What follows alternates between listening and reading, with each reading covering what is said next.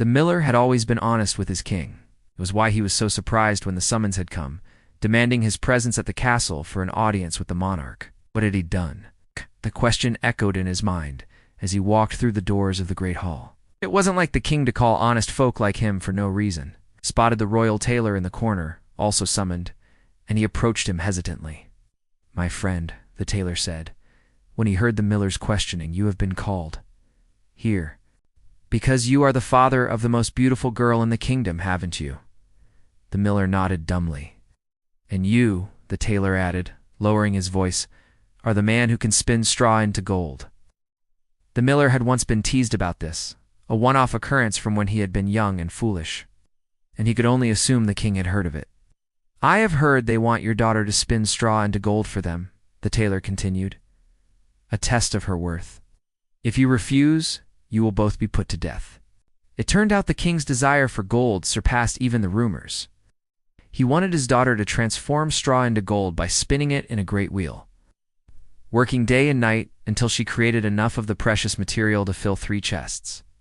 Failure meant certain death. Desperate, the miller turned to the cardinal, who suggested a visit to the river unending. There, according to legend, a fairy dwelt in the reeds who would grant wishes in exchange for a small fee. But when his daughter arrived at the riverbank, she found no fairy, only reeds swaying gently in the breeze. Yet something stirred within them, something ancient and powerful. A voice arose from the reeds like a phantom, seeming to come from everywhere and nowhere all at once. "What is it you desire?" it asked. The girl was terrified, but she told the being of her plight. "Very well," the being said, its voice echoing with amusement. "Spin me a spindle of straw, and I will help you." She returned home with the golden spindle. That night she spun straw into gold before the king, more than filling his 3 chests. Each time she finished, the king demanded more, and she spun until her fingers bled. Fearing for his daughter, the miller went again to the cardinal, who told him of a wizard deep in the forest who might help. But the wizard only laughed at the girl's tale. She has made a deal with the devil himself," he said grimly. "Only he could demand such a thing. Only he could grant such power." He warned her that if she did not fulfill her end of the bargain, the devil would come for her and take everything from her, body and soul. Each night the girl spun straw into gold for the king, and each night the devil claimed another piece of her humanity. First, he took her memories of her parents. Then he took her hope. Next, he stole her compassion and empathy, turning her into a shell of herself. Meanwhile, the girl's spindle of straw lay abandoned in the forest, drawing the attention of a wandering hermit. The old man felt the magic within the spindle and knew instantly that it had belonged to the devil. Filled with holy fire, he tracked the girl down to the palace and introduced himself. He could tell simply by looking at her that she was a good person, though now very sad. She listened intently as he spoke of the light of God, his words striking a chord within her numbed heart. With his blessing, she knew she could undo the damage done to her.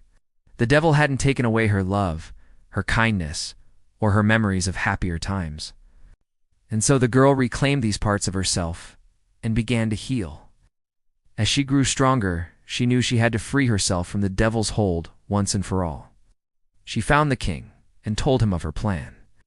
"You cannot do this alone," he said, realizing she had regained her wits and wouldn't be as easily controlled as before. "I am sorry," she replied, "but you have benefited greatly from my services. Now it is my turn to benefit." That night, she stood in the middle of the palace, spinning straw into gold. She didn't need the spindle anymore. Her hands were enough. She worked until dawn, and when the sun rose, she stepped back to admire her handiwork.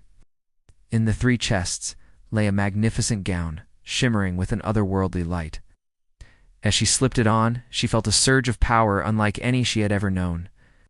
The dress hummed with energy, and as she twirled, the threads spun faster and faster until they formed a vortex of light.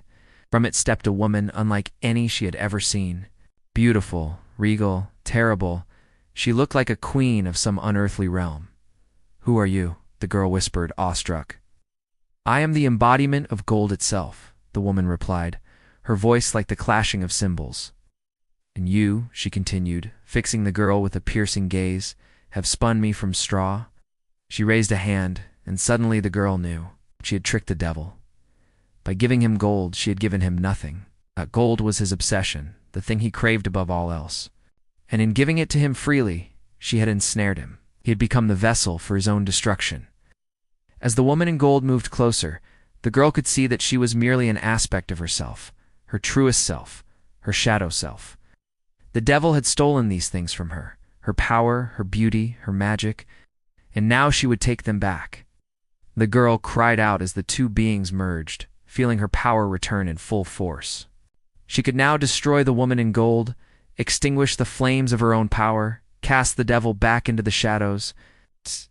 Yet if she kept her power, the woman in gold, the devil, would consume her. She turned to the king instead, who cowered before her. He understood what was happening. He had watched the battle in the girl's eyes between the angel and the devil. "Take my life instead," the girl told the woman in gold. "Take my power and use it to free everyone from the king's tyranny." The woman in gold seemed to hesitate. "So be it," the girl said, knowing she had made the right choice. The woman in gold vanished, returning to the river as a beautiful fairy. She used her powers to free the people and bring down the king's oppressive rule. Meanwhile, the miller's daughter woke up to find herself in the forest empty-handed, alone and free. She had faced the devil and lived to tell the tale. Her ordeal had forged her into someone stronger, wiser, kinder. She picked herself up and started walking, embracing the uncertainty of the future, ready to face whatever challenges awaited her. The faint glow of the river unending could still be seen in the distance, a reminder of the battle that had been fought and won. The threat of Rumpelstiltskin had been vanquished, but the echoes of his cunning and malevolence lingered, a cautionary tale whispered on the winds. For those who sought power, the devil was always waiting in the reeds, ready to strike a bargain. In the days that followed, the girl traveled from town to town, helping those in need and sharing her story to warn others of the devil's tricks. She had learned that true strength came not from gold or power, but from kindness, courage, and wisdom.